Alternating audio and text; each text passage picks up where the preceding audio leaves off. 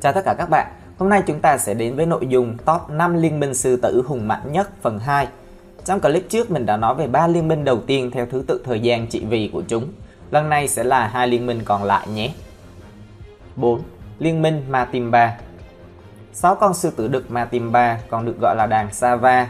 Liên minh Matimba đã tạo nên tên tuổi của mình ở khu vực Sabicens cũng như khu vực Open trong vườn quốc gia Kruger.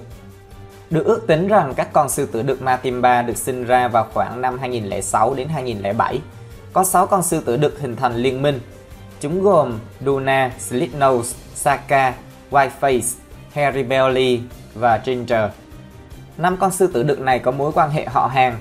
Nhưng con sư tử thứ 6 được biết đến với tên Duna là một con sư tử đực lớn tuổi hơn, khoảng 6 tuổi mà chúng đã chấp nhận cho vào nhóm.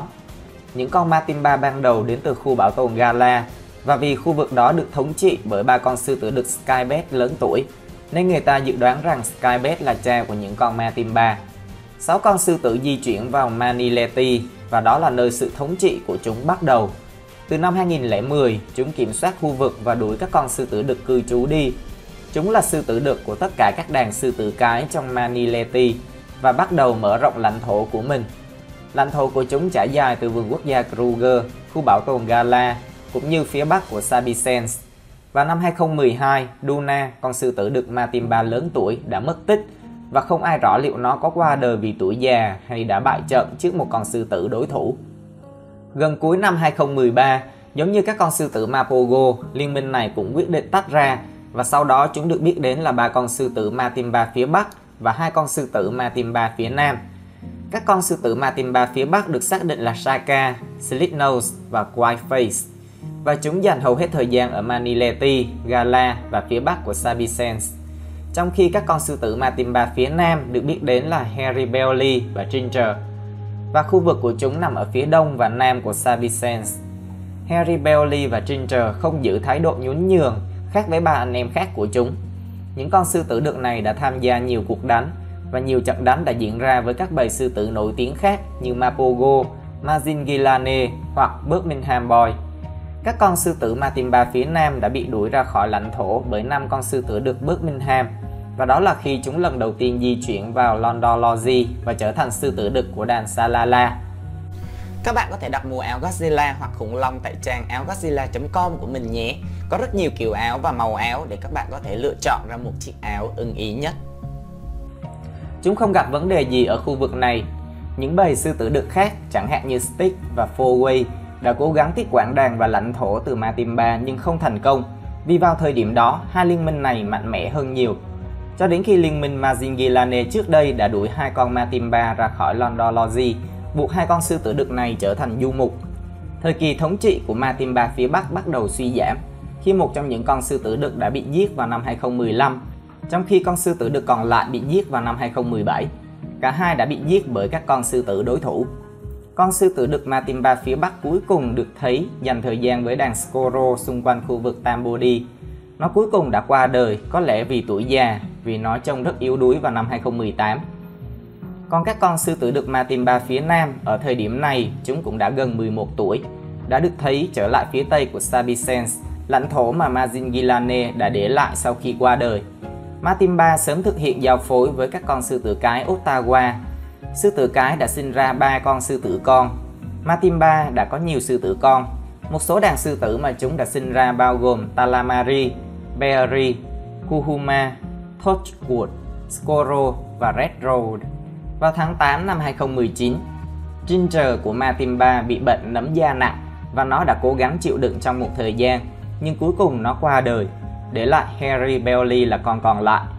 Vào tháng 3 năm 2021, vị vua Matimba già yếu Hairy Belly đã không còn ở bên đàn sư tử cái của mình.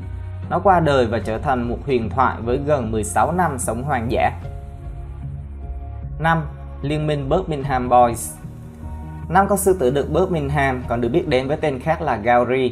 Vào tháng 10 năm 2016, kênh Wild Earth quyết định đặt tên cho 5 thành viên là Ensuku, trước đây được biết đến với cái tên Blondie, là kẻ đứng đầu.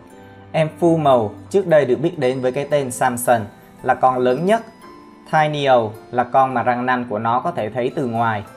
Nena là chiến binh hay là ông vua lì đòn. Tokolose trước đây được biết đến với cái tên Scrapper. Có ít thông tin được biết về nguồn gốc của chúng, nhưng ban đầu có 6 con và chúng đến từ một địa điểm được biết đến là Birmingham ở Timbavati, một tập hợp các khu đất tư nhân giáp biên giới phía tây của vườn quốc gia Kruger.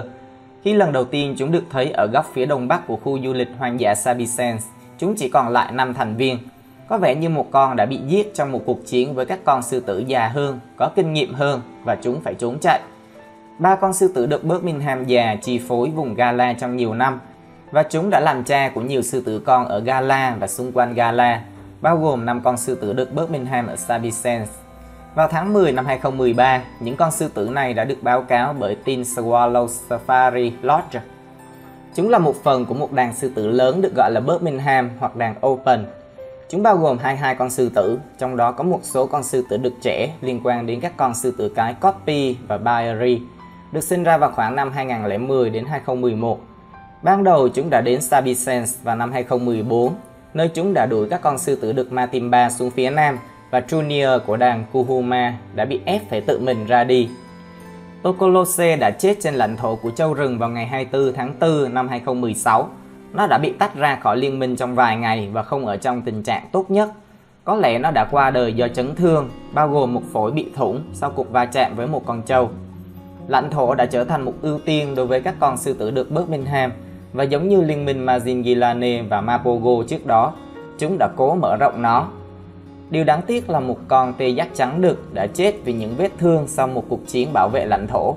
Việc lái xe vào một khu rừng cây châm bầu, nơi có đầy kền kền và linh cẩu no bụng, cùng với dấu vết của những con sư tử, thường là điều thú vị nhất trong một chuyến đi vào sáng sớm.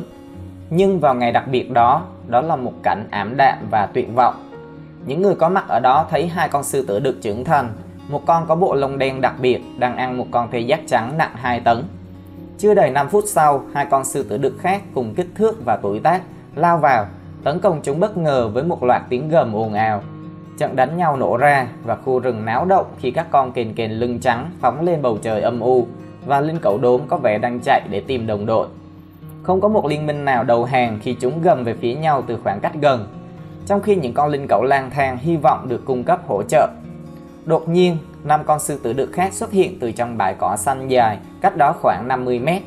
Chúng ở gần với nhau, tất cả đều mở to mắt và nhìn chăm chú vào cảnh trước mắt chúng. Không lâu sau đó, sự hỗn loạn ồn ào bị phá vỡ khi các con sư tử đực Birmingham cùng với răng nanh và móng vuốt hung dữ lao vào chiến trường.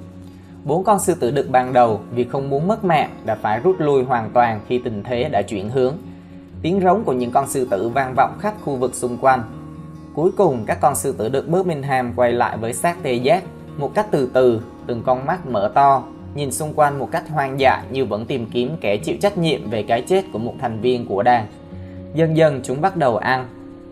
Năm 2017, 4 thành viên là Enfumo, Ensuku, Nena và Tinyo đã hướng về phía nam, nơi chúng lại khiến liên minh Matimba biết đó là lúc phải ra đi. Một năm sau, cái kết của liên minh bắt đầu. Enfumo biến mất vào khoảng tháng 5 năm 2018 ở khu vực Londology Kruger. Ensuku qua đời vào tháng 10 năm 2019 sau một cuộc chiến dài để hồi phục từ chấn thương ở hông lưng. Tinyo biến mất vào tháng 10 năm 2021 và Nena qua đời sau cuộc đánh nhau thứ hai với các con sư tử đực Blanchcamp vào tháng 1 năm 2023. Sau khi nó thành lập liên minh với Enkuhuma Junior, chúng sống bằng cách chiến đấu và chết khi đang chiến đấu. Những ông vua đã qua đời, nhưng các vị vua mới sẽ lên ngôi. Nội dung clip hôm nay sẽ dừng lại tại đây. Cảm ơn các bạn đã quan tâm theo dõi. Xin chào và hẹn gặp lại vào lần tới nhé.